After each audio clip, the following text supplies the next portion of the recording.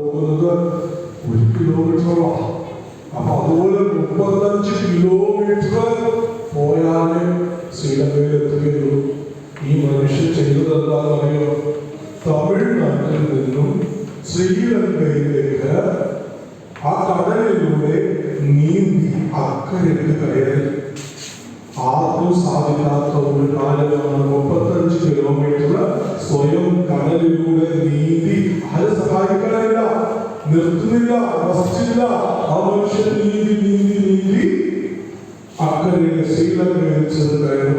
ഇതാണ് അദ്ദേഹം പറഞ്ഞിരിക്കുന്നത്. പറഞ്ഞ പോലെ ആ മനുഷ്യൻ അത് ചെയ്തു. നമ്മുടെ നാട്ടിൽ കണ്ടിട്ടില്ലേ? അങ്ങനെ ചെയ്തതിലൂടെ ചാനലിലെ ആൾക്കാര് അവരെല്ലാം ഓടിക്കൂടിയിട്ട് ചോദിക്കും, നിങ്ങൾക്ക് എങ്ങനെയാണ് ഇത് സാധിക്കുന്നത്? നിങ്ങൾക്ക് എങ്ങനെയാ ഇത് സാധിക്കുന്നത്?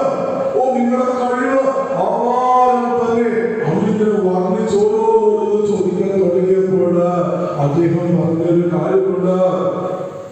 നീന്തുന്നതിന് മുമ്പും ഞാൻ ആരെ വിളിക്കും? ദൈവത്തെ വിളിക്കും.